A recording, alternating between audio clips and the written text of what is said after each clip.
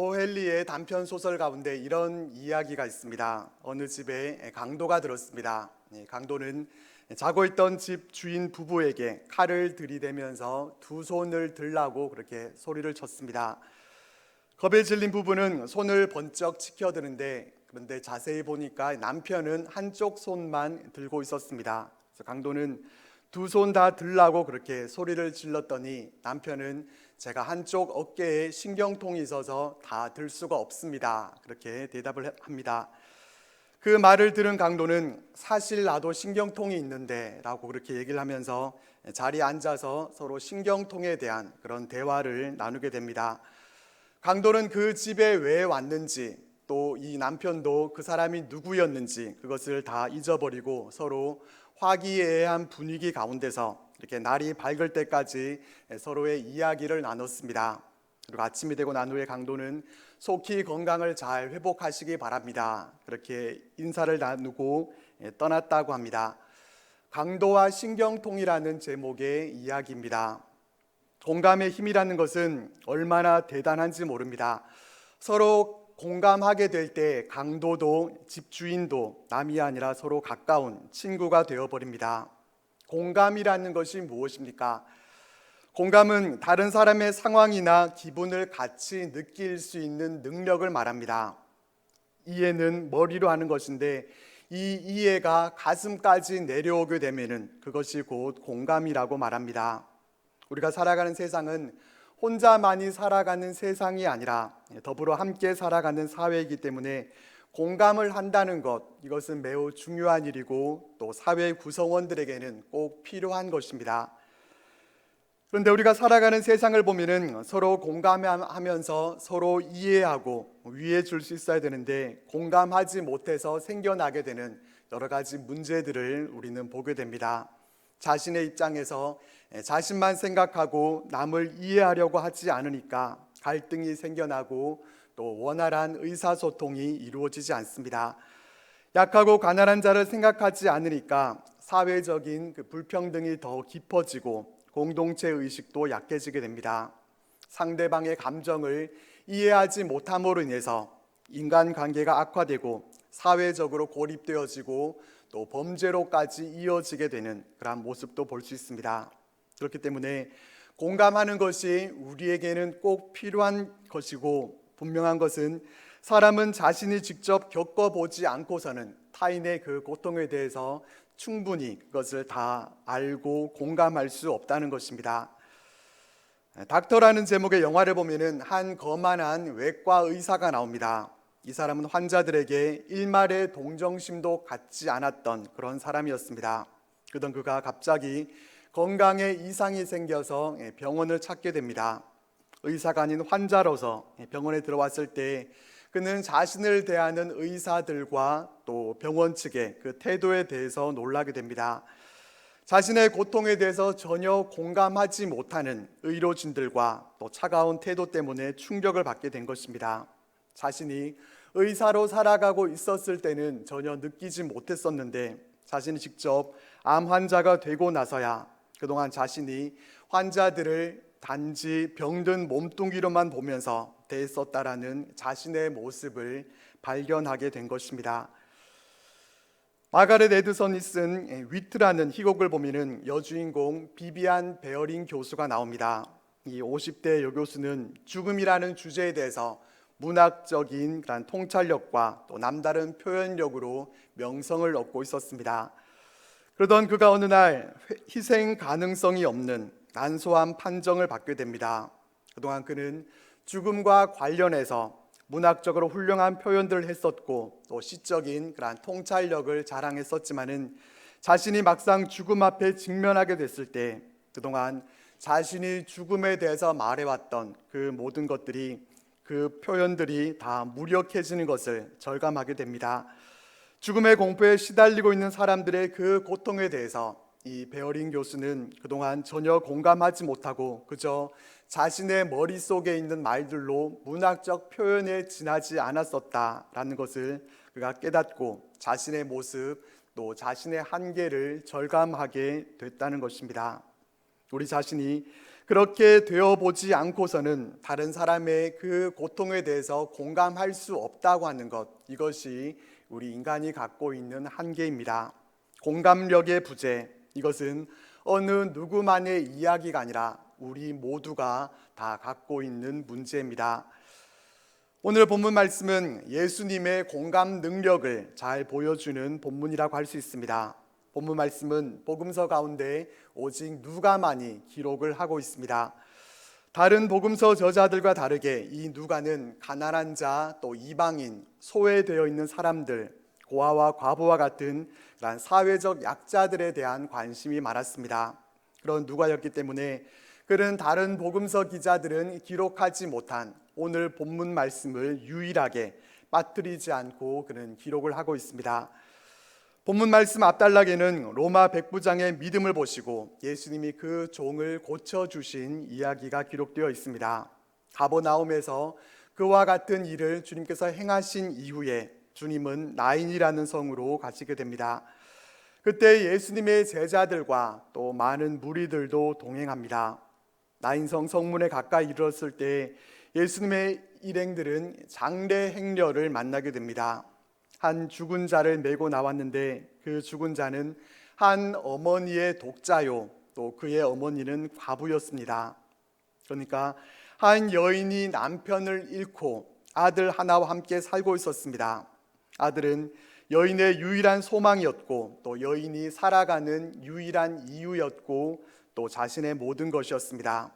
비록 남편은 잃었지만은 그래도 듬직한 아들이 있었기 때문에 이 아들을 의지하면서 그렇게 살아가고 있었을 것입니다. 이후에 아들이 장성하게 되면은 또 어머니를 돌보면서 어머니를 부양하며 또 어머니의 생계를 책임져 줬을 것입니다. 그런데 그 하나밖에 없는 귀한 아들, 유일한 가족이면서 이 여인의 현재이자 또 미래인 아들이 죽고 말았습니다. 얼마나 큰 아픔과 또 슬픔이 있었겠습니까?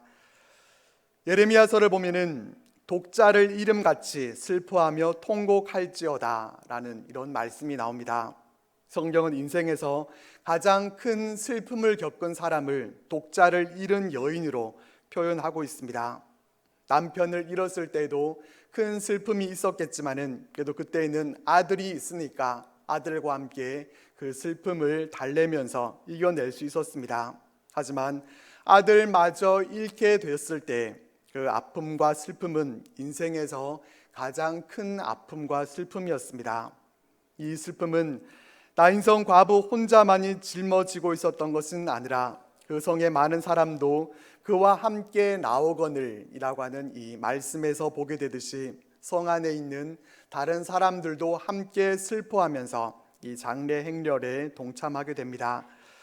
예수님과 일행들은 이 장례와는 무관했습니다.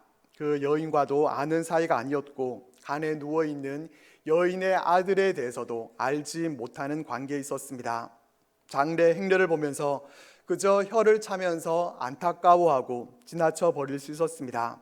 그렇지만 주님은 과부를 보셨습니다. 주님이 과부를 보셨다고 누가는 기록을 하고 있는데 무엇을 보았겠습니까? 이 과부의 외모가 어떻게 생겼는지 그것을 본 것이 아닙니다. 예수님은 여인의 그 고통을 보셨습니다. 주님의 시선은 다른 데 있는 것이 아니라 그 찢어지는 고통, 상처난 그의 마음을 보셨습니다. 그것을 보신 주님은 여인을 불쌍히 여기셨습니다. 여인의 그 고통에 공감하신 것입니다. 본문만이 아니라 우리는 성경 속에서 주님이 이와 같이 공감하셨던 그러한 모습을 우리는 곳곳에서 발견하게 됩니다. 큰 무리를 보시고 불쌍히 여기사 그 중에 있는 병자를 고쳐주시니라. 예수께서 민망히 여기사 손을 내밀어 저에게 대시며 가라사대 내가 원하노니 깨끗함을 받으라 하신대. 예수께서 나오사 큰 무리를 보시고 그 목자 없는 양 같음으로 인하여 불쌍히 여기사 이에 여러 가지로 가르치시더라. 예수께서 그가 우는 것과 또 함께 온 유대인들이 우는 것을 보시고 심령에 비통히 여기시고 불쌍히 여기사 예수께서 민망히 여기사 저희 눈을 만지시니 곧 보게 되어 저희가 예수를 좇으니라. 주님은 언제나 고통과 슬픔 가운데 있는 자들과 함께 하셨습니다. 주님이 무리들을 보시면서 그들의 아픔에 대해서 공감하지 않으셨다고 하면은 어쩌면은 많은 이적들을 행하지 못하셨을 수도 있었을 것입니다. 주님이 많은 병자들을 치료하실 때 그 모습을 보면은 주님은 그들의 아픔에 대해서 깊이 공감을 하셨고 그 공감이 곧 능력이 되어서 병자들이 나음을 얻게 되는 그러한 모습을 보게 됩니다. 우리가 믿고 있는 주님은 바로 이런 분이십니다. 우리의 아픔과 우리가 처해 있는 모든 상황들을 보고 계시고 또 알고 계시며 우리를 긍휼의 눈으로 바라봐 주시는 그런 공감하시는 분이십니다. 외아들을 잃은 여인의 그 아픔에 공감하시면서 주님은 그 여인에게 다가가셔서 울지 말라 말씀하십니다. 하나밖에 없는 아들을 잃은 여인과 또 이를 위로하기 위해 함께한 나인성 사람들이 할 수 있는 일이라고는 그저 우는 것밖에 없었습니다. 그렇지만 주님은 울고 있는 그들에게로 친히 다가가셔서 이제 더 이상 울지 말라고 명령하십니다. 그리고 주님은 아이가 누워있는 관으로 가까이 가셔서 그 관에 손을 대십니다. 우리가 사용하는 성경에는 관이라고 이렇게 번역되어 있지만은 다른 성경에 보면은 이 관을 상녀라고 번역하고 있는 곳도 있습니다. 여기서 관은 우리가 생각하는 그런 덮개가 있는 나무로 만든 그런 관이 아니라 시체를 무덤으로 운반하는 데 사용되는 그러한 들것 정도였을 것입니다. 가난한 집은 관을 마련할 수 있는 그런 형편이 안 되기 때문에 거적대기와 같은 것을 사용했을 텐데 아마 이때에도 그와 같은 것이 사용되어졌을 것입니다. 주님이 관에 손을 대시니까 상녀를 맨 자들이 멈춰섰고 장례 행렬이 잠시 진행을 멈췄습니다. 주님의 능력 앞에 장례 행렬은 더 이상 무덤을 향해서 한 발짝도 나갈 수 없었습니다. 주님은 관을 향해서 말씀하십니다. 청년아, 내가 내게 말하노니 일어나라. 그러자 청년이 일어나 앉습니다. 뿐만 아니라 말도 합니다. 주님은 상녀에서 일어난 이 아들을 여인에게로 돌려줍니다. 주님은 장례식이 있던 그날을 다시 살아난 이 아들의 생일날로 만드셨습니다. 이 놀라운 장면을 목격한 사람들은 어떻게 됐겠습니까? 모든 사람들은 두려워했습니다. 하나님의 임재를 경험하게 될 때 우리 인간들에게 나타나는 반응은 두려움, 곧 경외함입니다. 장례에 참여했던 많은 사람들은 주님의 그 능력 앞에서 그들은 조문고개에서 이제 증인으로 바뀌어집니다. 무리들은 하나님께 영광을 돌리면서 큰 선지자가 우리 가운데 일어났다고 하면서 기뻐합니다. 또한 하나님께서 자기 백성들을 돌보셨다라고 고백하면서 기뻐했습니다. 우리는 오늘 본문 말씀을 볼 때 주님은 죽은 자도 살리시는 그러한 능력의 주님이심에 대해서 늘 주목하게 됩니다. 예수님을 따르는 수많은 무리들도 예수님의 다른 어떠한 것 때문이 아니라 그 이적 행하심을 보면서 그 이적 때문에 주님을 따랐던 것처럼 우리도 주님의 능력, 그것을 바라보면서 능력의 주님이 행하시는 그 일에 대해서 우리는 주목하게 됩니다. 하지만 우리는 오늘 본문 말씀에서 능력의 주님에게만 우리가 집중할 것이 아니라 이런 능력이 나타나기 이전에 주님이 한 여인의 그 아픔과 슬픔에 대해서 함께 아파하시고 공감하셨다라고 하는 이 부분을 우리는 놓치지 말아야 합니다. 어쩌면 주님은 죽은 자도 살리시는 능력의 주님이십니다 라고 하는 이 명제보다 주님은 우리의 모든 아픔과 슬픔을 아시고 그 고통 가운데 함께 공감하시는 주님이십니다 라고 하는 이 명제가 우리에게 더욱 공감되어지는 그런 중요한 메시지일 수 있습니다. 우리가 믿고 있는 예수님은 어떤 분이십니까? 주님은 가장 크고 놀라운 공감력을 갖고 계신 분이십니다. 예수님이 놀라운 공감력을 갖고 계신 것은 주님이 친히 우리 인간의 몸을 입고 이 땅에 오셨기 때문에 가능한 일입니다. 전지전능하신 하나님이시기 때문에 모든 것을 다 아시는 분이시기 때문에 그래서 지식적으로 우리 인간의 삶과 그 고통에 대해서 그렇게 알고 계신 것이 아니라 지식적인 알미 아니라 친히 인간이 되셔서 인생의 모든 문제들을 경험해 보셨기 때문에 주님은 우리 인생의 모든 일들에 대해서 공감하실 수 있는 분이십니다. 공감하시네라는 제목의 찬양이 있습니다. 이 찬양의 가사는 이렇습니다. 혼자서만 세상을 사는 듯이 주가 멀어 보이기만 할 때 우리는 바라보아야 하네. 우리에게 오셨던 그 주님을, 주님이 우리의 아픈 마음을 보시네. 가까이서 우리의 아픔에 공감하시네. 우리 가운데 찾아오셨던 그 주님이 우리의 모든 상황에 공감하시네. 이 찬양 영상이 있는 곳에 어떤 분이 자신의 이야기를 남겼는데 이렇게 적혀 있습니다. 저는 태어날 때부터 추체 이형양증이라는 추체 세포가 없어 빛의 색을 구별하지 못하는 시각 장애자입니다. 그래서 빛이 비치는 낮에는 아무것도 보이지가 않습니다. 누군가에게 빛은 환하게 밝혀 더 잘 보이게 해주는 것이지만 저에게 빛은 그나마 흐릿하게 보이는 형체마저도 사라지게 만드는 것입니다. 눈이 보이지 않아서 당한 괴롭힘과 학교나 사회에서 불합리한 대우와 상처들이 저를 힘들게 했지만 주님이 빛이 되셔서 마치 제 눈처럼 제 마음에 흐릿하게 자리 잡는 모든 상처가 사라지는 것을 눈을 통해서 깨닫게 해주셔서 참 감사합니다. 그리고 주님이 나에게 공감하신 것처럼 내가 잘 안 보이니 나보다 더 잘 안 보이는 사람들에게 공감하는 마음을 주셔서 감사합니다. 이제는 장애가 아니라 주님이 특별히 나에게만 주신 선물임을 고백합니다. 이 찬양을 듣는데 주님의 위로가 또 느껴져서 과거의 일들이 스쳐 지나가며 눈물이 나네요. 모든 어려움을 겪고 계신 분들 주님이 알고 계심을 통해 위로받으셨기를 기도합니다. 주님이 이렇게 우리의 인생을 아시고 우리의 상황 가운데 공감하시는 분이심이 우리에게는 얼마나 감사한 일인지 모릅니다. 주님은 이런 분이신데 그렇다면 주님의 제자이고 또 그리스도인이라는 이름을 가진 우리는 어떻게 해야 되겠습니까? 그리스도인은 주님을 닮아가는 사람입니다.